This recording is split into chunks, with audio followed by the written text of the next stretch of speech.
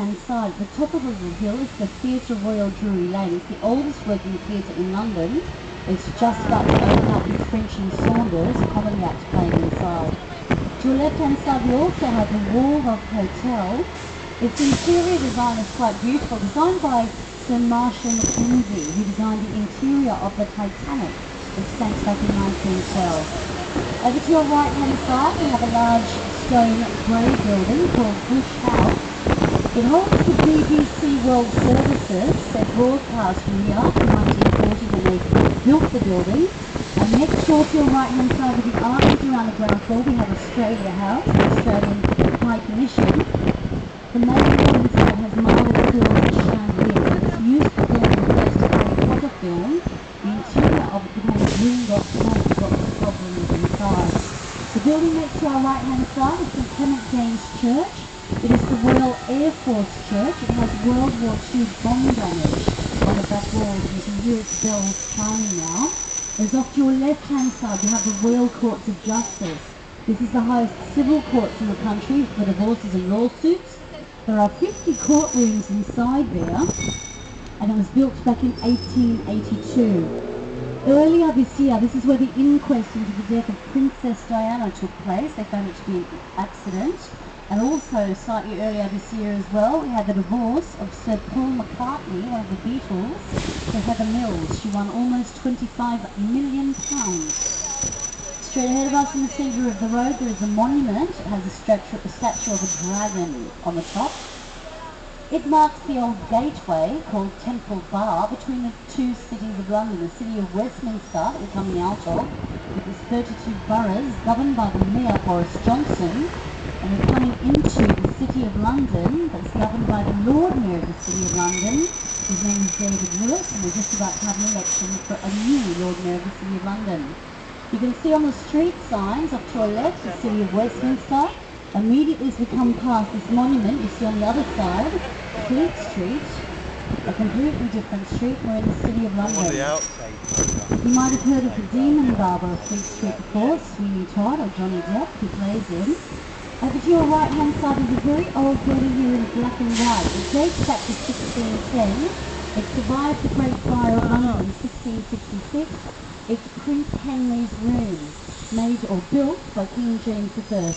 Prince Henry was the eldest son of King James I.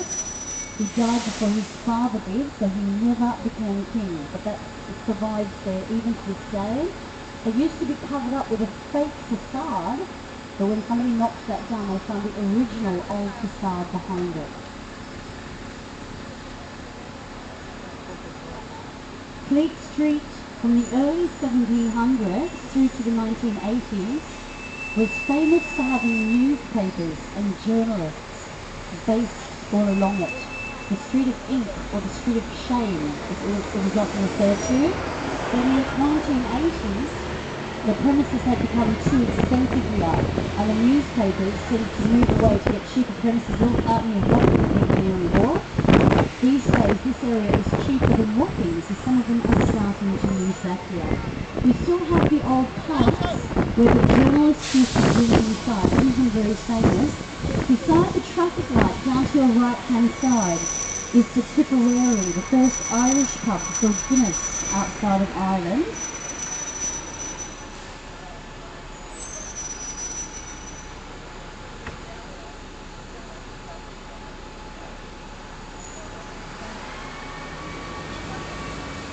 That's just down to your right-hand side now, the Tipperary.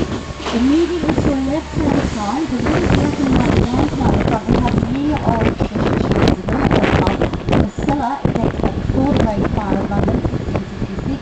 Upstairs is rebuilt in 1657. Mark Twain, Charles Dickens, Dr. Samuel Johnson have all drunk inside. If you look up the avenue to your right-hand side, you'll see St Bride's Church, or the Wedding Cake Church, by Sir Christopher Wren, who designed St Paul's Cathedral up ahead of us.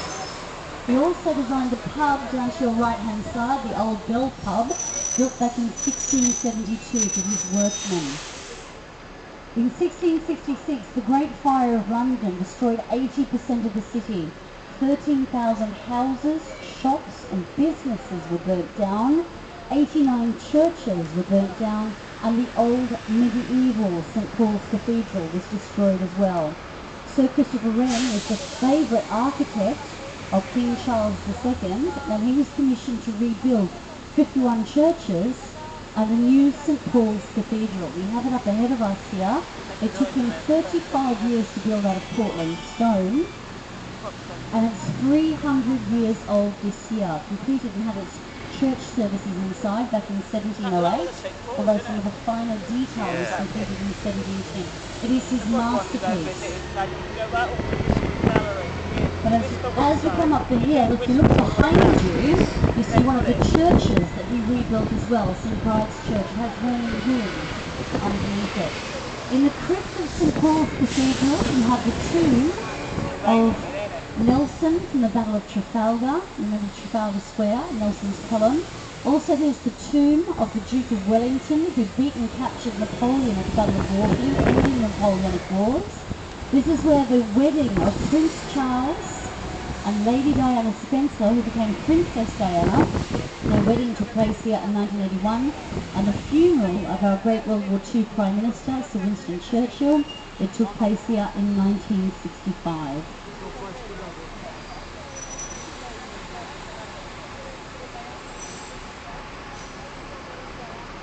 On the top of St Paul's Cathedral is one of the largest unsupported domes in the world. And you can climb to the very top of it, where they have golden fencing up there.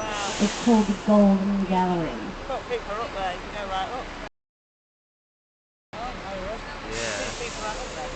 You might remember the front steps of St Paul's Cathedral from the movie Mary Poppins, with an old lady singing "Feed the Birds, Tuppence a Bag." Out the front we also have a statue of Queen Anne. She was the last of the Stuart queens to rule over the country, and she was ruling when St Paul's Cathedral was completed. We have people coming down here. This is our stop here for St Paul's Cathedral. Yeah. And he went, oh, that still looks huge.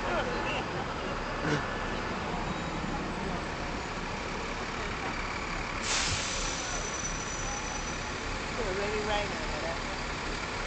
I've got to go down. It's going to go down. It's like it's full up downstairs. I want to get off. If I want to get off, or move downstairs. What do you think? I don't know, you have to look on that side and see whether people are getting off.